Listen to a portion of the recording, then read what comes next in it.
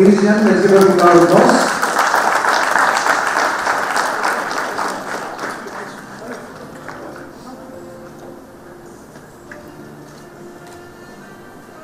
Ladies and gentlemen, let's have a big round of applause, please.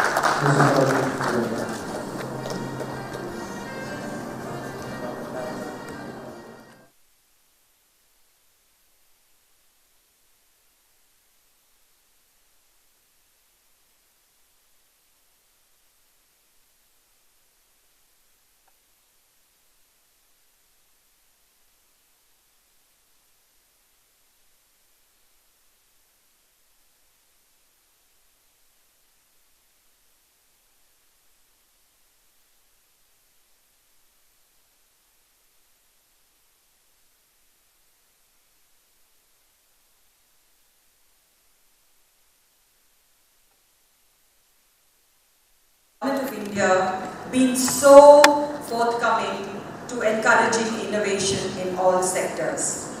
At the last year's Prime Minister's Make in India at Mumbai, from the India Design Forum, we were invited by the PMO to conduct a one-day forum on manufacturing and design, or design and manufacturing. And there were three other programs. One was strategy and innovation. The other was a full-day innovation startups conference. And I was really very, surprised that suddenly all this word innovation keeps popping up in the Government of India's programs, especially in the Make in India, this huge big campaign that the Prime Minister did. What it shows all of us is that the government is really taking innovation very seriously, because they think, and as they rightly should, that innovation is the next growth sector for Indian industry. We are done with agriculture, manufacturing, but how to take the Make in India really forward? Without innovation and creativity in thinking in manufacturing processes, it would be impossible to compete with what is happening in the world today. Coimbatore, I'm very pleased to be a Coimbatorian. I'm very proud to be a Coimbatorian. This little city of mine has thrown up so much of entrepreneurship and innovation through several decades. Starting from, I think, Mr. G.D. Naidu, those years, to what is happening today in Coimbatore. Several of the Codicea member companies themselves, they may be medium-sized engineering companies, but they're all world-class, making world-class products. And when I went around all of the 6 southern states of southern India last year during my tenure as the Confederation of Indian Industries Southern Region Chairman, I was really very gratified to see the kind of innovation that's coming up even in the Tier 2 and Tier 3 cities, right from places like Tuticorin, Tiruchi, Salem, Erode, and all these places, of course in Andhra Pradesh, Telangana. The kind of people, the entrepreneurs that are coming up with ideas, not all of them are educated in Ivy League schools or have, you know, big family backgrounds, inherited family businesses. No, they are small town thinkers with ideas.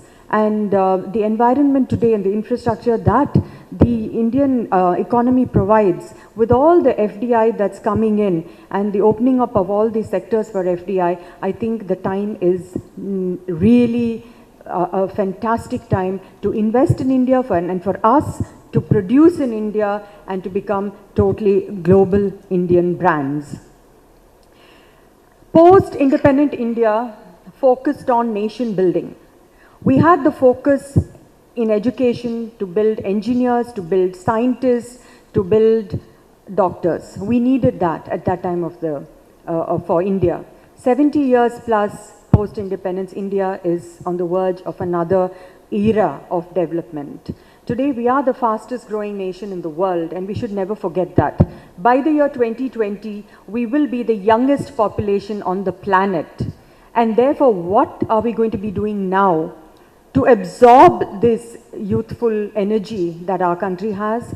And also, what is it we are going to produce for this community of young people?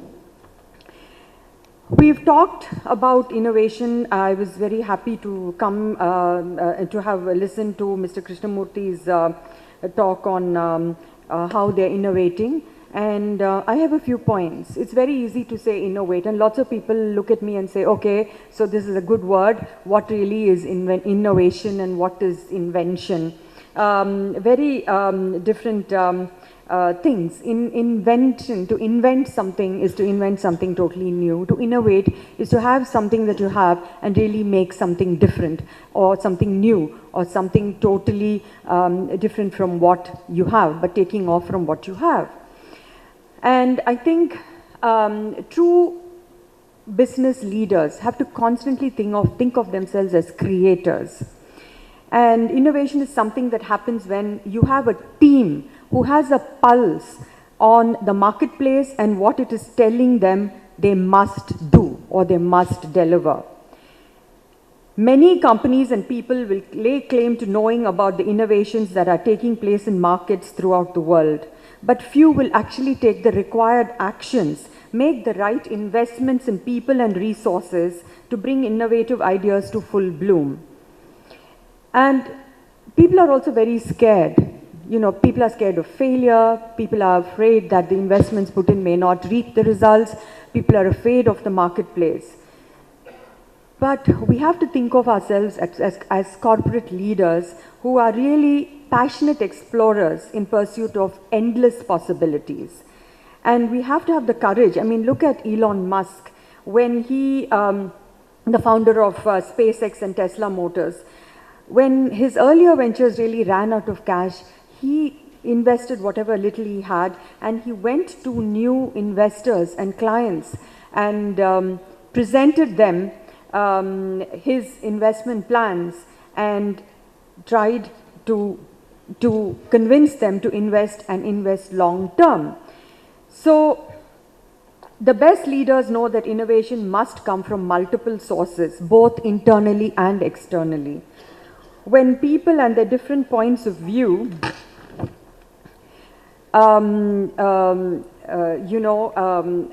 converge, that's when innovation really happens. And we all need to be inspired. We all need to be having a pulse on what is going on. And the other thing is to trust people in the organization, and to collaborate and to communicate, and as corporate leaders to really set the tone and convince people of your vision, and to say that, you know, listen, hey, we can do it, we've got to do it, we've got to innovate. I know that, you know, when we started the India Design Forum and I went across to a lot of people asking for sponsorship, people looked at me and said, okay, first of all, I'm a woman, and they said, you know, design is about handbags and shoes. No, thank you, we are not interested. What really I was trying to achieve through the India Design Forum, which, by the way, today is India's most respected and globally accepted design forum, is to actually bring global thought leaders who can think differently, who can think out of the box. And as I mentioned earlier, Indian education has been largely confined to a very safe and structured education. It's never about asking questions. You're never allowed to think outside your curriculum. And it's going to take a long time. It's going to take a generation for us to come to what the American kind of thinking is. Because in America, you know, you're taught not to be afraid of failure. If you fail a couple of times, it's fine. In fact, no one who's made it really in the world of big business and has achieved something or has been a genius has not had a history of a few failures. I think the mindset in India has to change, and the time has come now that we need to be bold about making changes within the organization, first of all within ourselves, in our own minds. So, when we were asked to structure a program for Make in India and, design in the manufacturing processes, I called on a few people. I called on some of the automotive designers to come from abroad and speak. I even invited the producer of Bahubali, the movie that was released in 8,000 screens across the world on one day and was grossed more than 2,000 crores as we speak. And when people looked at me, said, why are you calling the producer of a film? I mean, this film happened now. The first one happened last year. So I called him to speak because it's the first time that in India, Indian cinema, a film has been made completely on a digital platform and not physically shot. And using budgets that were much smaller than Hollywood budgets. And the kind of innovation that went into creating that film. So innovation is about many things. I know today here we want to talk about manufacturing, innovation in manufacturing, but there's innovation all around us. Indians, we have a genetic DNA of being creative. And somewhere, the last 70 years, we in the Indian mind didn't think of innovation. We thought of security for our nation, security for ourselves. I think the time now has come to expand horizons, expand our own minds. So, I believe in being a courageous change agent. I think all of us have to think of ourselves as change agents. For teams to innovate, leaders must challenge each team member to think more critically and see through a lens of continuous improvement. Looking through this lens requires the mindset of a courageous leader and enabler. One who takes charge and embraces the role of a change agent in support of constructive disruption that ultimately makes things operate better and improves performance. All of you are aware of disruptive businesses. Today, disruptive businesses world over are the ones that are the largest and most productive and the most profitable businesses. For instance, Uber, Airbnb, and these businesses are not businesses that are built with brick and stone, mortar, unions, machines, and so on. These are brilliant ideas emanating from minds that have thought or had the courage to think of what the world wants. Please understand, we cannot enforce what we produce on a world that doesn't need it or has an abundance of it. We have to produce what the world wants. And that person or that company that actually has that, has the first mover advantage, has a brilliant advantage. And these are really disruptive businesses. Think hard about these disruptive businesses. Because they have changed the way we live. They've made life easier. They've made life less expensive.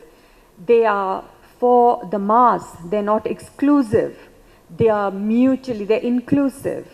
And I mean, of course, Steve Jobs was that one person who changed everything in the world of how we use computers. So, I think if we don't change, we will face the danger of extinction. It's as grave as that. A lot of times people tell me that they're safe in their own businesses. I mean, everybody wants to play safe. When you play safe, you limit yourself to the limitless possibilities of what your company can achieve and what you can achieve with your company. To find the perfect combination of people on a team, leaders must often course correct along the way. Very often, I find that we all have to stop and think. It's not often the same skill sets that you can have forever and ever in your organization that can take you and move you forward. What you did when you started out to what you will have to do when you come to a certain size is a very different thing. And that's what I mean by course correction. You need different mindsets, you need different skill sets, you need different ideas. And never stop to course correct along your way of innovation. I always have believed that every leader must ask themselves these three questions. What must I keep doing? What must I stop doing? And what must I start doing? Simple questions that we don't ask ourselves often enough and must hold ourselves accountable to answer. So, as you know, Steve Jobs famously noted that innovation is the difference between a leader and a follower. And as we have all learned from Jobs, innovation done rightly has the power to change a workplace, an industry, a country, and the world. So with this, I let you with many thoughts, and I hope some disruptive thoughts. Think about it, and I am sure that in Coimbatore and in India, we can really change many things, and India as never before. And this is the great moment. Let us grab